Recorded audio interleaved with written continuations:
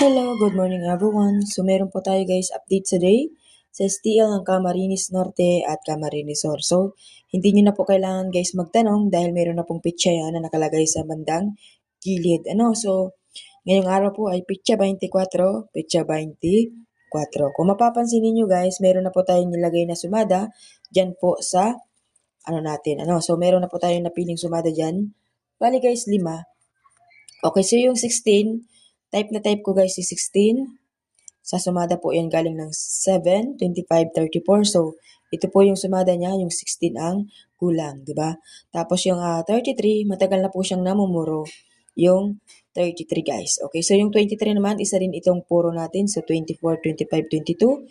So, wala po si 23. Okay, yung 35 naman guys, pasunod po tayong bilang dito sa 34 at kapares po siya guys ng 19 sa pattern, ang 35. So, dapat 4 lang yan guys, kaso dinagdag ko yung 30, gawa nga guys ng nagbuo dito ng G's, 20, so buuhan siya guys. So, ang nawawala sa buuhan niya is yung 30, no? So, pwede pong mag-30, dahil po nag-3 naman, sumada po yan ng 30. Okay, so meron pong 16, 33, 23, 35, 30. So, pwede nyo po yan guys tayaan ng 7-3 or 8-2 is equals to 100 pesos. So, hanggang 5 po ang streamline kaya pwede po yan tayaan. Okay? So, ang steel ng Camarines Sur naman guys ay meron po tayong nakuwang numero. 4 na numero na pwede ninyong tayaan. Okay?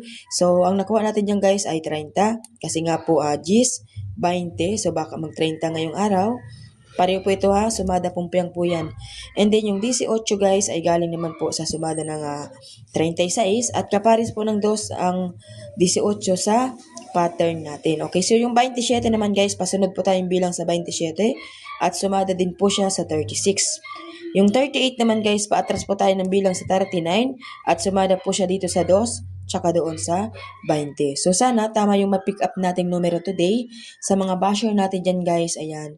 Hindi po ako guys naguhula ng numero. So nakikita naman ninyo guys na ako po ay nagsusumada lamang at nagdidiskarte kung ano yung pwedeng lumabas na numero sa ating pong mga lugar. Kasi po meron po sa akin guys mga nag-PPM kung ano daw po yung tatama. O diba? So paano ko malalaman yung tatama guys ay hindi naman tayo nanguhula ng ano. Buti kung yung hula mo ay talagang tatama, 'di ba? So ito guys, hindi ito hula So ito po ay diskarte. Kasi yung hula guys, hindi ka na mag-iisip, maglalagay ka lang ng numero. Sulat ka na lang ng sulat, 'di ba? So ito naman guys ay ginagamitan natin ng diskarte yan. Kung paano guys yung mga diskarte nila, mali natin madakip yung mga sumada nila, 'di ba? So dito ay 22, 24, 25, 27. So yung 26 kasi yan guys nasa unahan na. Ayan, pakita ko sa inyo. Nag-26 na yan nung isang araw, okay? Ayan o. 1, 2, 3. So, paulit-ulit na pong nag-26 ng nakaraan. Nag-1 to sawa sila sa 26. So, ngayon naman guys, mag-1 to sawa naman siguro sa 14. Charot. Sana hindi naman, no?